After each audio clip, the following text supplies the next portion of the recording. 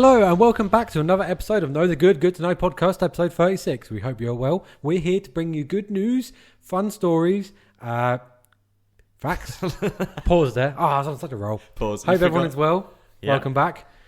And second one of the year. Second one of the new second year, one should I say. First one without a tree. First one without a tree. I must admit, I did not notice it when I walked in. Which is weird. Shows how much I took notice of Christmas. So yeah, we're back again. Right. With some more good news. So let's crack on, shall we? Yeah, right. Coffee. Oh. Okay. Sorry, Okay. almost Okay. forgot. Ready? 1, 2, 3, shoot. 1, 2, 3, shoot. Oh. Coffee. Shit. So we've talked about coffee before on the podcast. We have. About how the impacts on Alzheimer's, I believe it was. I think it's Alzheimer's. I think it's a lot of neuro-based diseases, I think, and just general health. But yeah, no, that's what I think we've done. Yeah. So I'm back with another coffee story because we are both coffee drinkers. Love it. I've turned into a little bit more of a coffee drinker over the past few years. You have? I drink a lot of coffee at work. How many cups of coffee? Do you reckon? 2 or 3. 2 or 3? You reckon a day? Yeah. Is that good or bad? Well, I mean, hold that thought. Sorry. Oh. Because I'm about to tell you if it's good or bad drinking 2 or 3.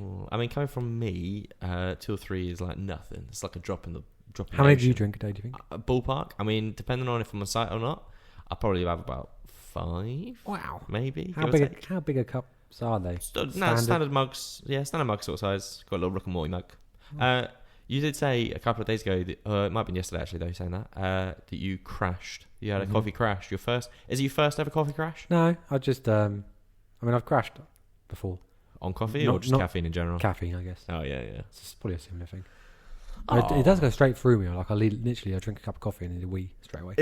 Mate, I saw a video today. Some Australian dude, and he goes, "What it's like to sit in an office." Sits down at his desk, starts typing, has a little sip of coffee, instantly goes, "I need a poo," and then just runs away. He literally just runs out the camera. I've not done that yet. That's pretty much how it goes. Still time. You wait. Once you get to like it's like 2 o'clock in the afternoon. You hit like maybe your 3rd or 4th cup. It comes quick. Poo time.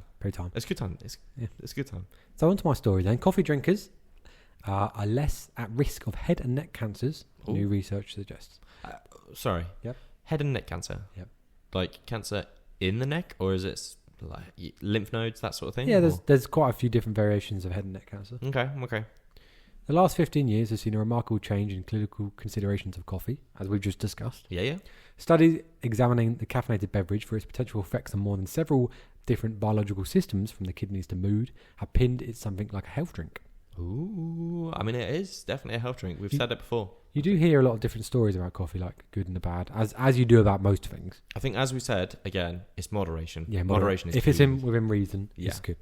Okay. Yeah. Now, research from the University of Utah, published in the journal Cancer, has shown that people who drink 4 cups of caffeinated coffee per day were at lower risk of developing head and neck cancer. Don't. Which is, you fall into that category. I definitely fall into that category.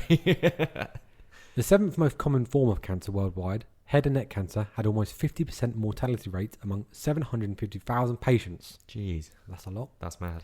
The team in Utah examined 14 older studies covering around 9,500 head and neck cancer patients and almost 16,000 cancer-free people to see how the diagnosis rates stacked up when patients consumed coffee. Mm-hmm. Gotta love them statistics. No, not statistics. Facts. What are you looking for? Experiments. Okay, yeah. Experiments. People who drank more than 4 cups a day had 17% lower odds of having head and neck cancer overall. Dang. 30% lower odds of having cancer of the oral cavity. I don't know why I paused in. Oral? Yeah, I don't know why. Oral? You took the piss out of me for saying closet. Oral? Oral? I don't know why I said that. Oral cavity. There we go. And 22% lower odds of having throat cancer. Throat cancer. I think cancer, obviously nobody wants to get cancer. But my biggest fear of cancer is in the mouth. Would you... I think my nan... hers was more throat. Because based. I think it's just the thought of having it being visual. My auntie had tongue cancer, which I'm assuming is really, really horrifying because it swells your tongue up. It's a terrifying thing. But yeah, no, I get where you're coming from. I sort of get where you... In terms of what do you mean by visual, though? Visual. Yeah. Well, you'd be able to see it. Like, you just sit there in the mirror and just like... You would be able to see it, and other people would be... And like, if it's in your mouth, maybe you have to have something removed, which will then True. affect how Yeah. your appearance. I know it's a sort of a shallow thing, but if you're suffering from cancer, the last thing you want to do is look like you're suffering from cancer. That's a strange way to look at it. Is it? I sort of see where You you're see where coming I'm from. coming from? I see where you're coming from. It's an interesting way to look at it, but yeah. You don't want people looking at you for that particular reason. Yeah, but you would hope that most people that would notice it would ask about it and wouldn't be afraid to ask about it, but at the same time wouldn't look at it and go, "Ooh, gross! You got get away from me," sort of thing. So yeah, fingers crossed that people don't do that. A meta-analysis found that coffee consumption was linked to reduced risk of oral. I've done it again. Oral, liver, It's colon. hard. It's hard, isn't it? Yeah, I don't know why. Prostate, and other cancers. Mm-hmm. Melanoma, which is obviously skin. Lung cancer. Mm-hmm. And with a separate paper, same year showed a dose-dependent reduction in risk of colon cancer. I said colon, I thought. Oh, rectal cancer. Yeah, colon cancer. So basically, the stats are showing a reduced risk of cancer due to coffee consumption. That's pretty dope. Just like a standard drink. I think I said that again on the other one. Just your everyday drink. Yep. So just to add to this, to extend this, speaking in the broadest and least scientific language, I guess, plants that contain strongly flavoured chemical compounds such as cinnamon, ginger, garlic, turmeric, tea, generally prove to be strong promoters of wealth and wellness. Wealth? Oh, wellness. Body. When I say Get wealth, some cinnamon. I mean in you, money. make I some mean money. No, I know what you mean. It sounds like you're doing the old. What's the old like apothecary sort of vibes? It sounds like that's what you're going for. I feel like we should have a little thing behind you with like little tinctures of like old school remedies and a thingy stick, incense stick.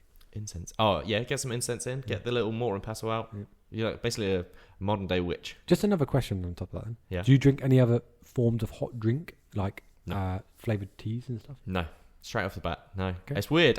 Becca drinks peppermint tea. Me too. And what's it good for? Like digestive system. Oh, okay, fair enough. But no, I mean, I used to drink tea a long time ago when I was a kid, but I think when I found like the whole caffeine aspect of coffee, I was like, yeah, no, I don't need tea anymore. Although they do say that tea has more caffeine than coffee, but I think that's purely based on how much coffee you put in your cup. No green teas or anything? Not really, no. I do like a green tea with lemon. Oh yeah, is it sort of a throat thing or I just like a lot of fancy? flavoured like teas. To be fair, Do you have like a nice little and they're very good for you. What does that mean? flick through like little sachets? No.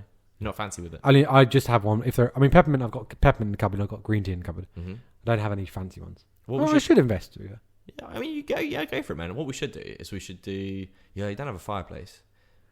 It'd be good if you had a fireplace because then we could do like a cozy podcast. We'll just sit there with tea, just shoot the shit.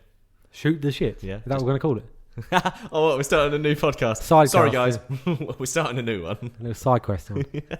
Yeah. So that's my good news story is basically keep consuming the coffee in moderation and it will help you. I'm sure plenty of people know that, but I like to push that out there. It won't just help you. It will not necessarily cure cancer, but it will stop you or reduce. Reduce.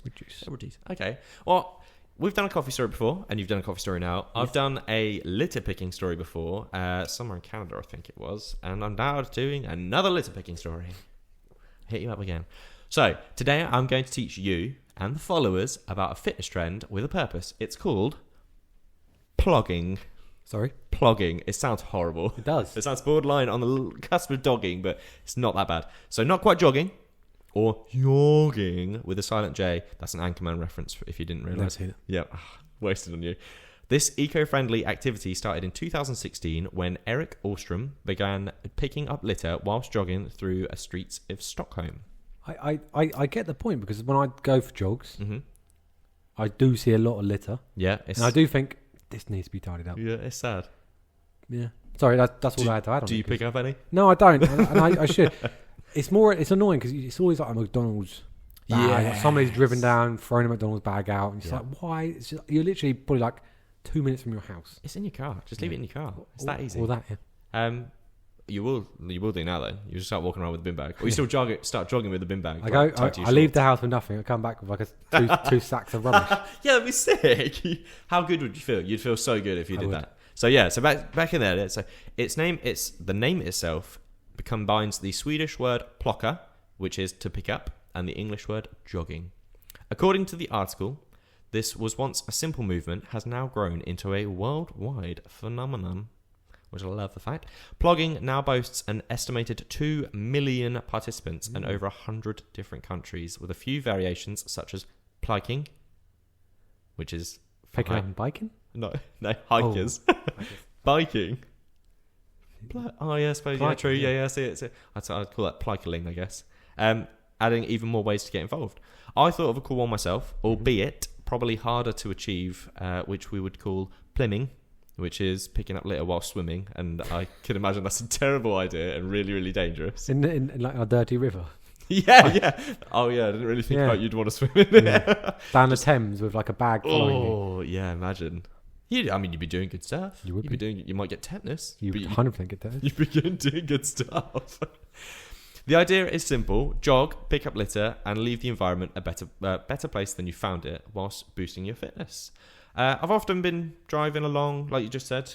You got the old McDonald's wrappers and whatnot. Littered scattered about the roads, and I recently ran over a can, which I wasn't too happy about. I thought you said cat. Sorry. No, can. I know. That's not litter. I know. I was going to say, no! I was going to say. No. A can, which I was really scared about. I was like, oh no, he's definitely just put my tyre, but no, it hasn't. You just crush them, like, straight away. But I did think maybe I should sort of pull over and pick it up. But at the same time, it was on the bends, like, near us, and it was dark, and I thought maybe I don't do that. Yeah, I don't really want to die and have someone have to pick me up off the road as well. So... Pliving, maybe not a thing. Maybe shouldn't do that. I did put. I'll put this to my faithful KTGGTK companion.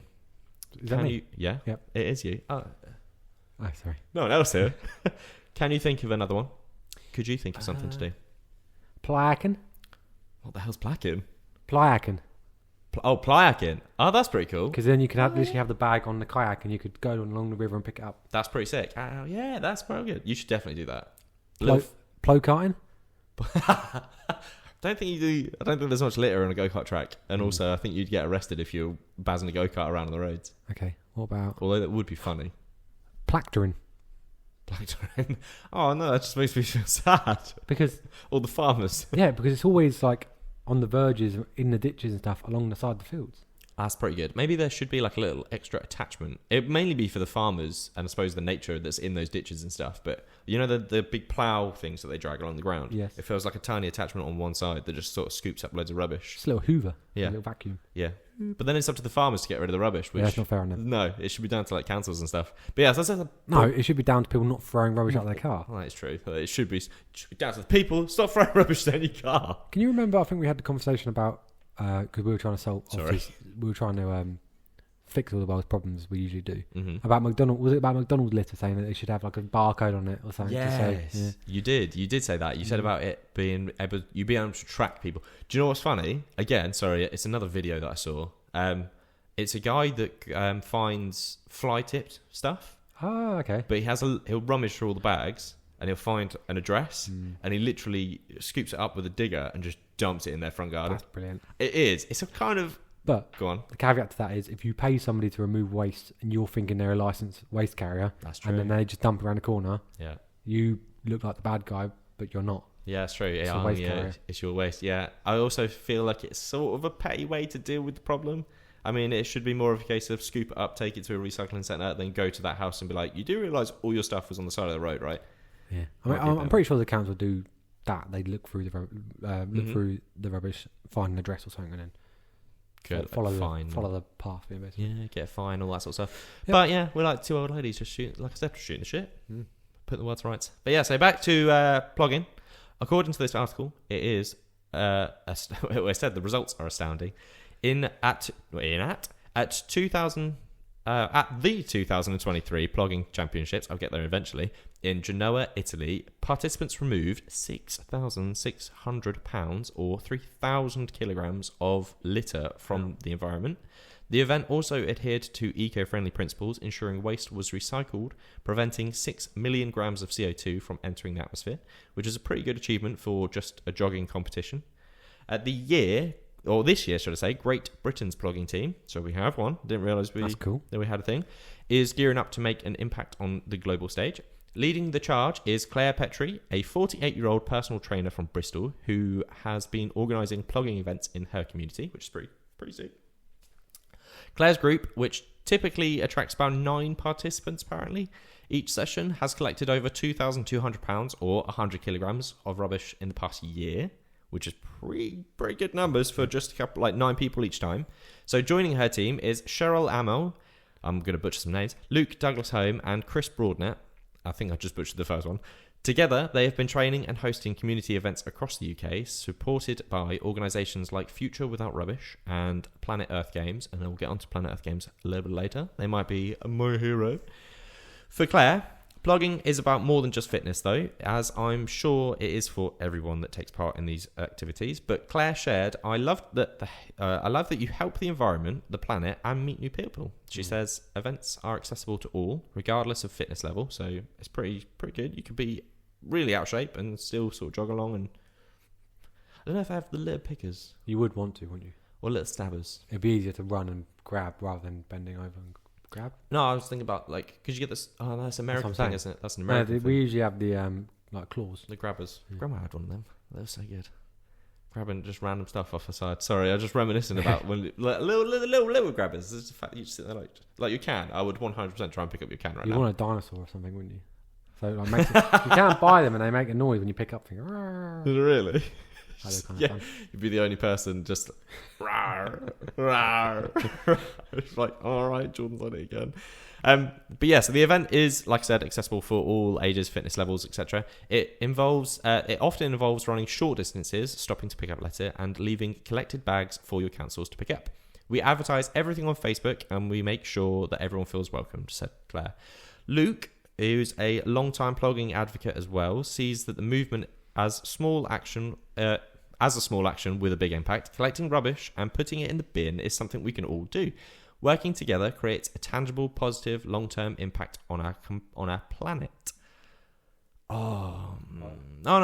Okay, I thought I was gonna. I thought like I was gonna talk about my hero too much too early. But yeah, so Chris, who is the founder of Planet Earth Games, who's my hero coming up, highlights the mental and physical benefits of plogging, as not only do you feel good about making spaces more visibly pleasant, but there is also the social aspect of meeting people with the same mindset and creating a little powerhouse of joggers, or jogging litter pickers, should I say. But before I can carry on, I had a little epiphany when I was writing this, and it's astonishing how even these things being out there, something so simple and impactful hasn't been endorsed by sort of every local council. We feel like proper. I feel like talking about this stuff. I feel like a little local, like, what's it? Neighborhood watch sort of type person. Yeah. I feel like I'm like, pick up your litter, young man, and that sort of thing. I'm feeling like I'm giving old people vibes. Although it's an important thing. I think when you grow up, you understand it. I mean, no, I'm not gonna lie. When I was younger, I think I've said this before on a podcast, I've thrown something out the window of my car. Yeah. I think we've all been. But looking back, I'm like, what a dick. Why would I do that? Do you know what I mean? Yeah, I think we've all been at fault of doing something like, unless you've been brought up with like the best, like not necessarily best parents, but the most strict parents, that if you even tried that shit, it would come back to you and clap. You would like, your mum would be like, Susie just told me today that you threw a rubbish thing out the window. Grounded. 2 weeks. Yeah. They deserve it. What, Twix wrapper? 2 weeks detention? Grounded. So yeah, it would save money, all the councils and stuff. Either way, his organisation hosts monthly plogging events, and he's committed to making the team trip to Genoa as green as possible by avoiding air travel. So that's pretty sick. So he's going to say we're going to take the train instead, making a proper attempt to make this a proper green advocate sort of thing. Sorry, did you say Geneva? Is it Genoa? Oh, okay. Did I say Geneva? No, I think you said Genoa, but I don't know whether you just mispronounced it. And what's Geneva? Is Geneva Switzerland? Yeah. Well, yeah, I was going to say, I don't think I've ever heard of Genoa, to be fair. No, me neither. I've never. I'll have a little look. I'll have a little look on the old Google Maps. So the British team isn't just competing; they're inspiring others to get involved. Like I said, as Claire says, we want to grow plogging into as many cities as possible, and I feel like she should have added sort of towns and villages to that as well. It would be good to sort of get everybody involved. So whether you're jogging, hiking, swimming, or what was yours? Plyoking. That's so sick. Just a little net. I was just thinking like a little net on the side. You definitely need to do that with Rupert. Just go plyoking. We've got one. Then you could do a video. We've got a kayak. Yeah, I know. You could do a video of you and Rupert just picking up litter. Okay. If there is any, I suppose. I'll remember that in the summer when we go. Sick. I'm looking forward to it. So yeah, just consider turning your outdoor activities into a little cleanup mission. What was that? I have no idea. Oh, it's your dishwasher. It's a simple way to protect the planet, stay fit, and join a little global community, making a little real difference. So let's get plogging. Who knows? You know, might be the next part of the World Plogging Championships. I wonder if plogging is in the English dictionary. Plogging. It should be now. It will be. It better be. It's one of them things that will be. It's such a weird word, isn't it? It is Plogging. Plogging. But yeah. Thank you. That's right. Let's move on to the... I don't think we've ever thanked each other for talking about stuff. Let's move on to the Hall of Heroes, please. The Hall of Heroes. So, I'll carry on, shall I, with the Hall of Heroes? Go for it. And hold on. Why? Maybe I should. No, actually, no. maybe you shouldn't, because you just said it. So let's... Yeah, okay. Do a little mix up. Sorry, we don't want to bore you with too many litter picking stories. Well, I'm going to bore you with a running story now. Oh, no. So James Cooper from East Greenstead. So James Cooper is the individual being introduced into the Hall of Heroes. Okay. He's from East Greenstead, which is in West Sussex. Cool. Said he set out the challenge of running 26.2 miles a day to raise money for Samaritans after his uncle took his own life. So Samaritans is, for those who don't know, is a registered charity aimed to provide emotional support to anyone in emotional distress, struggling to cope or at risk of suicide throughout the United Kingdom and I think Northern Ireland, perhaps. Okay, yeah. So basically, that's a marathon a day. Right? That's just nuts. Just put it out there. That's 42 kilometres, 26.2 miles.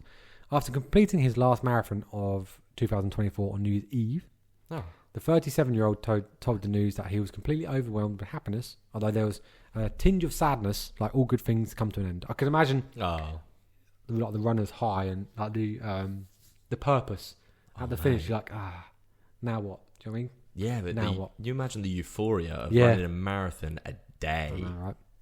He went on to say that he's always dreamt of this moment, and now it's come to fruition. Mm-hmm. He said the challenge has helped him find meaning in the sadness his family has experienced, obviously, because of his uncle's death. Mm-hmm. He raised about 85,000 out of the target, which was 703,000, which is £1 for every life lost to suicide around the world, according to WHO, so World Health Organization records. Yeah, that's nuts.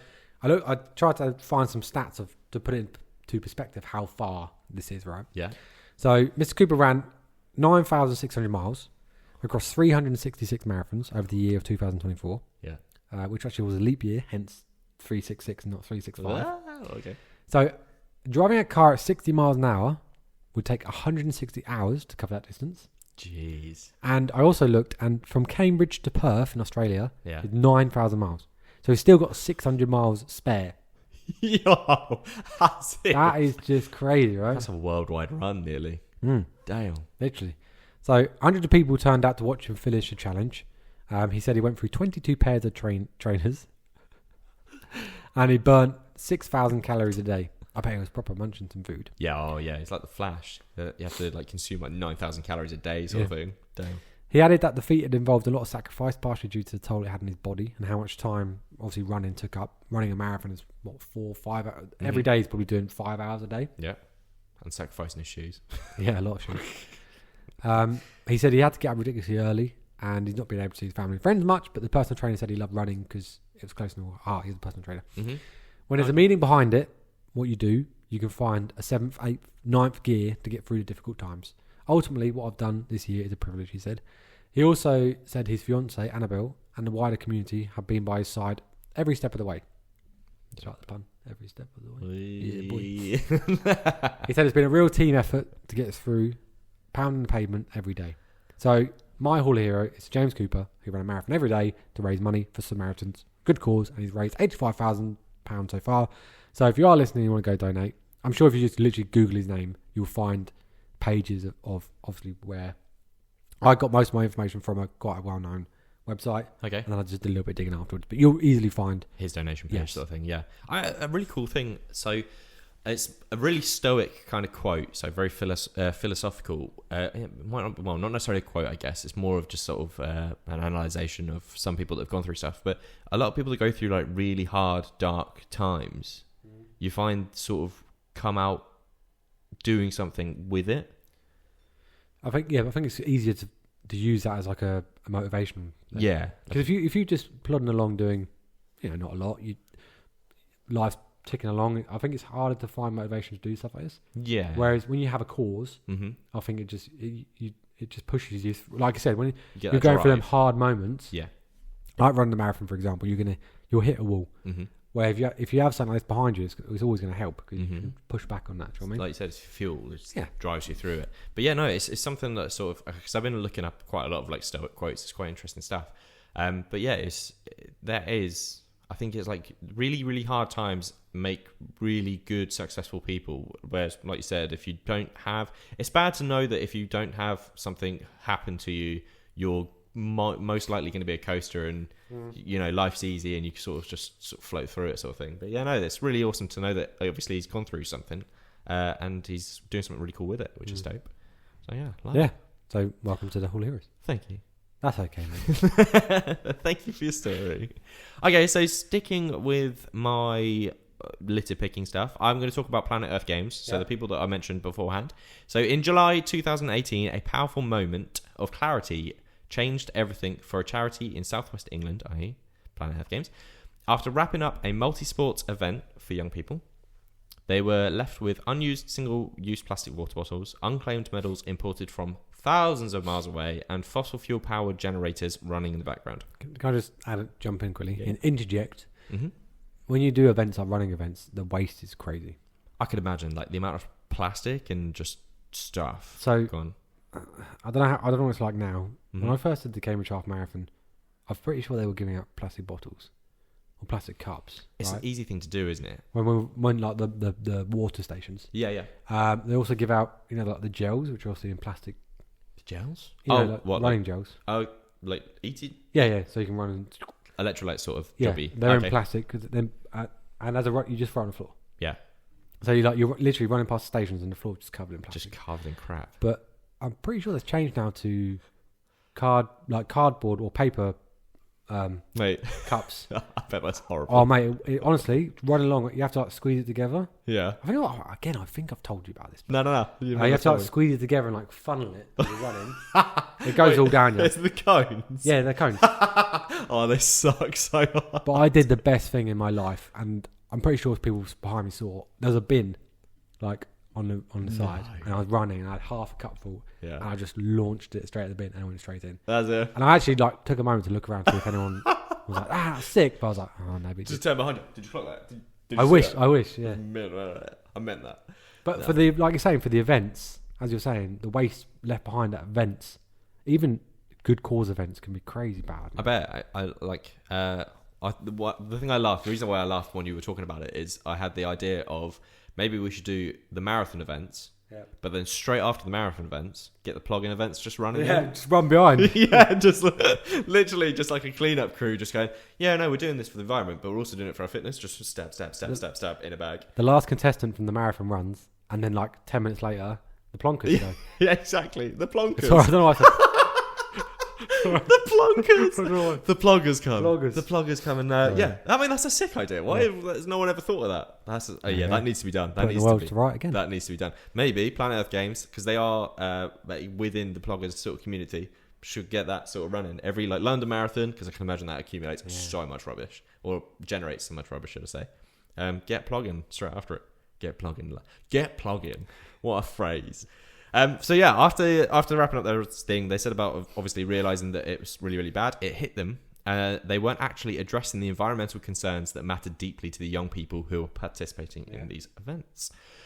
Acknowledging that climate change is real, they decided it was time to act. It was time to change our ways. At the same time, they recognised incredible power of sports and physical activity to inspire and mobilise people for social good. And so Planet Earth Games was born. A groundbreaking No, I I'm thought just you were going to say listening. so. A groundbreaking initiative combining sports, sustainability, health, well-being, social connection, conservation, and climate action into one impactful organisation. Oh my god, I spelled organisation with a D. Organisation. Since 2019, the Planet Earth Games has delivered in-person and online events and activities that can empower or have empowered thousands of people of all ages. Their mission is to help individuals connect with nature. I jumped a bit. Take meaningful climate action and improve their overall well-being in general. But they didn't stop there. In 2023, they launched a new website packed with features to keep the momentum going, because you've got to keep, making it new, making it fresh. Yeah. Participants can now take on challenges that promote sustainable and active lifestyles, track their progression, score points, and even earn badges for their efforts. So it's basically like your little watch, but an environmental version of your fancy little watch right there. Does their watches have Rupert swearing on it as well? Is Rupert swearing on your watch? Yeah, yeah. Show me. That's the sickest thing I've ever seen. For the people watching, I can show you what he's doing. He was counting to 1 and he put his middle finger up, and we managed to get on picture. Legend. Yeah. Did you teach him that? No, he just did it. And we're like, we got that on camera. Stop swearing at people. Oh, sorry, yeah. That's it. And got a picture of it, and that's my watch cover. That's so sick. Yeah. Okay, that's now changed my perspective, because loads of people at work have been moaning about like having kids and stuff. Like one guy, his kid's got chickenpox at the moment, and he's hating life right now. Yeah.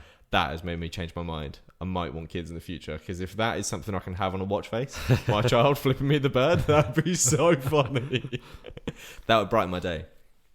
100%. So yeah, but like I said, participants can they can now track all their stuff. They've got points. It's a competition. Let's put it that way. And who would have thought that you can make environmental impacts into a competition? Well, clearly, as I've just been speaking about it, you can. A perfect blend of action and innovation, the Planet Earth Games proves that small changes can lead to big impacts. Sports can be a game changer, not just for the individual, but for the planet too. They're doing great things, not just for the planet though. So one of their most recent collaborations is a fantastic development of award-winning Planet Earth Games Trust joining forces with Leadership Skills Foundation to bring even greater impact to young people and further education. So together they're rolling out our 2024-2025 Planet Earth Games Future Education Competition in collaboration with Association of Colleges. That was turned that into a little rap there. So they're working with colleges as well. This exciting partnership, now entering its 4th year, focuses on equipping students with essential leadership skills. Participants from each college will lead local Planet Earth Games initiatives on campus. Mm-hmm. So they're trying to spread it around sort of the country as well through younger people. With their communities fostering environmental awareness and action seminars, I think. Not only does this teach them vital skills, but the students will also earn an accredited Level 2 leadership skills qualification through the WWF RSPB and the Leadership Skills Foundation Environment Leaders Program, which is pretty sick. Mm. So not only are they doing good stuff in the environment, they're teaching our kids really cool, good skills. Good movement. Nice little leadership skills. Good project managers, future project managers of the world. Yeah. Taking on your job. You'll be a podcaster. Can I have it? You'll be a podcaster. It's fine. You won't need it. Don't worry about it. So this hands-on approach involves planning, delivering, and reflecting on nature and environmental projects, empowering students to influence peers, inspire social action, and advocate for climate awarenesses. The qualification journey includes completing Planet Earth Games activities, logging progress in a bespoke workbook, fancy, and creating a lasting record of their achievements. This not only enriches their educational experience, but also boosts colleges' resources for delivering impactful student programs. So it's helping so many people do so much good stuff. The future of sustainable leaders starts here. Stay tuned for more updates. I don't know why I said that. And inspiring initiatives. I don't know why I said that. Because I'm probably not. Well, I might. I'm going to look into it again. I'll look into it in the future, because it might be cool to see sort of where some of those students, I might find some of those students if I can, and see where they've gone with this sort of leadership program, which would be pretty cool. But yeah, that's my my hero of the week. That's good. Planet Earth Games. The whole story hero of the week. I like how it tied in. That's a new stance. I like that. We'll give it a cheap go. Might be hard to do like for future stories, well, especially if you find the one-offs. Sort of kid gets saved from a fire. Let's talk about the firemen. But yeah. That's good to know. Wasn't ready for that one. Damn. Throw it out there. Yeah. The most powerful computers on Earth cannot generate the number of computations it takes to run on 2 legs. Wait, hold on. You're going to have to run that one by me again, champ. Yeah, I realise I confused myself here. The most powerful computers on Earth cannot generate the number of computations. So I guess it's like... Computations. It takes to Have run I on 2 spelled that legs. wrong? It takes to run. So what your brain computes to get your legs to run on 2, the most powerful computer can't do that. Okay. That makes more sense. I'm thinking of... Have you ever seen... I think it's called Quepple? I'm just going to say words. Quepple. It's like a little computer game where you use, I think, Q, W, R, P, and you have to like control a marathon runner or a sprinter, but you control his legs with your fingers. Okay. It is hard work. Sounds like a Pokemon. You need a supercomputer, or maybe just human brain. Or just, use your legs. So before the 1960s, drinking water was strictly prohibited from races shorter than 10 miles in the UK and much of Europe. It was believed that drinking water would make a runner weak. Oh, no. What's happened to your water? It's going to make me weak. You're not a runner. That's true. Oh, no, I've let someone down. You do notice that these are running facts. People who run an average of 5 miles or more per day have 91% lower risks of developing cataracts. Yeah. What? I know, right? Which is obviously a leading cause of age-related vision loss and blindness. Is it the wind in your eyes? Who knows? Surely you'd be more susceptible to cataracts. Who knows? Like you just running, you're getting shit in your eyes as you're running really fast. Flies. Bugs. Yeah, I was gonna say you're more. Yeah, that's pretty cool. That's an interesting little fact. I like that one. I also found that running with glasses on, sunglasses, Okay, yeah. makes me run faster. Not because of like streamline, but because of the eye thing. Because of the eye thing, I haven't got to worry about things going in my eyes. Okay. I can just relax my eyes because usually I'm squinting my eyes. How fast do you run? Not very, but I'm just saying, like You go run run so fast that you can't see. you've got. It's because I'm constantly squinting my eyes because of the concern of something flying in my eye, like a bug. Okay. So when I've not got and the sun, so you're squinting a little bit because of the sun. True. Whereas when you have glasses on, you can just relax your eyes. It's quite a really like nice feeling. Do you look like surely you look like a douchebag though? What? Sunglasses on. Mate, I look like a douchebag anyway. I run like a rhino. Wait, what? Why? Because I'm chubby. Head down. It's just chubby. Like, dum. Like when I'm running, I feel like I look like a nice runner. Okay, yeah. But in reality, I'm like a stompy, clumpy, heavy runner. I've never really thought about that. How the runners think they look like when they run. I've never really thought of that. Everyone thinks they look like someone from Baywatch. But in reality, I literally look like someone running through a jungle, like heavy rhino. Anyway, on to baked beans. Baked beans were originally sold in the UK by Thornton & Mason in 1901 as a luxury item. So a can back then would cost 9D, which is the equivalent of £2.15 by today's prices. Damn. Wait, that's well expensive. I know. What? It's a luxury item back then, mate. Beans. My question is also to you, why beans? Because when I look up facts, I type in random things. So I say facts about beans. Hold on. Yes. No, you don't. Yeah, I do. I'm pretty sure you said that you try and find facts relating to your stories. Oh yeah, I do. But then that's why I got running ones. Where did you talk about beans? No, I haven't. But I'm just saying I've just added in a couple. And the next one's also about beans. It's all. If all the tomatoes used by Heinz in a year were loaded into 15-ton trucks parked nose to nose, or nose to tail, they would stretch from London to Southampton. That's not as many trucks as I thought it would have been. It's full of tomatoes. We're in the UK. We eat a lot of beans. We do eat a lot of beans. We eat a shit Do you like load of beans? beans. Yeah, I love beans. Yeah, I love beans. That's so good for you. Although, I am transitioning from eating like tomato Heinz beans to eating like mixed beans and that sort of stuff. Trying to make it... well, like sausages and stuff. No, that's even worse for you. No, I'm trying to make it healthy, like mixed beans, like sorry, kidney like beans and all that sort of beans. stuff. Yeah. Fair. Because they're good for you, boy. Yeah, grow up. Okay, on to your side They story. are good for you. Just tell me to grow up, shit bag. They're good for you. Okay, where was I? Oh, It wasn't. You haven't started. my odd side story. So, my odd side story. I've gone a bit funny again. I've gone for a fun one. Yep. A lovely city adorned with majestic sculptures, the kind that are meant to inspire and awe and wonder. There we go. Got it in. Now, sprinkling some googly eyes. I wish I had googly eyes. Shit, I should have brought googly eyes. That'd have been funny. I could just like duck down, stick them on, and then not be able to read anything. Welcome to Bend in Oregon, where public art has become an unsuspecting canvas for a covert operation of comedy. Over the past few weeks, residents have been greeted by the hilarity of giant googly eyes stuck to statues and murals, turning somber deer into doe-eyed divas and transforming a phoenix sculpture into what locals now call, lovingly, the flaming chicken. So on sticking things to statues, Mm-hmm. have you seen Instant Knives in the town local to us? Yeah. They always put a cone on his head. What, Cromwell? Yeah. There's a Cromwell statue. He's also got, Really? because if you stand in a certain position, it looks like his finger is going up. There's a pub called Lion. What's it called? Lion. Golden Lion? Golden Lion. Yeah. And it's got a Golden Lion statue. Yeah. And if you stand at the right angle, it looks like he's putting his finger up the lion bum. So someone stuck a condom on the end of his finger. Yeah. Just a Johnny on his Yeah. finger. Talking about. That's epic, because that's pretty high. Yeah. There's always a cone on his head. Like it's always on like Yeah. social media. There's a That's cone. Another cone on his head. It's not a They small should, at this statue, point, leave the cone on his head. though. They should, or yeah, like, Maybe take the condom off. nah. Or leave the condom on. Fine. better to be safe. Yeah. Better to be safe.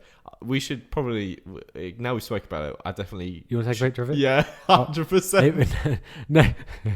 Post it. I'll try and find a picture and I'll send it to I'll you. post it. I'll post it on our socials and be like, this is what we were talking about. Yeah. This is the statue. This is the lion. This is the Johnny. That's not... Yeah. As if... I didn't even know about that. That's funny, though.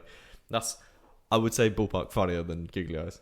Now he needs googly eyes. Just a talking comb. about torturing statues. So. Yeah, it sounds really bad, but it's funny. So the trend, anyway, this little trend became a viral sensation until the city council decided to take fun out of the functional art.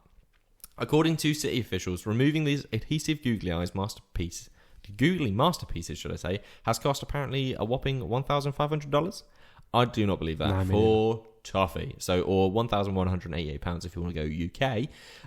It seems like a lot of money, especially just for sort of googly eyes. Stickers. Tad effectively. dramatic. Oh yeah, Ooh. Put stickers around the world, aren't we? Oh, we are. We're gonna be in trouble. But we usually put them in places where there are other stickers. So. Yeah, it's true. You can't catch us. There's other people doing it.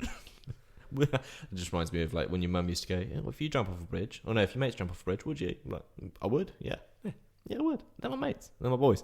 So 7 sculptures, just go straight back in, were given a googly makeover, and also one of them still holds its googly eyes. Apparently, naturally, the internet had thoughts. One Facebook user quipped, "It would cost $0 to leave them on, so why not just leave them there?" That's the best reaction I've seen. While another said, "This town is getting so stuffy. Let's have some fun for once." So the Phoenix Rising statue, what I just said about a second ago, sculpture has become the local punchline. Like I said, my daughter and I saw it today and had the biggest laugh, and we're now calling it the Flaming Chicken. These comments come after a local council was stressing about the damage that the glue could do to the sculptures, which it won't be that bad, and I'm sure they can withstand they've been outside, so they've been weathered. They can take the rain, they can take sunshine. I'm pretty sure they can take a little bit of glue and bird poo. Oh, bird pools. Bird poo? Balls. Having a bad day, aren't you? I am. Bird poo is toxic. Bed poo. Oh, fuck.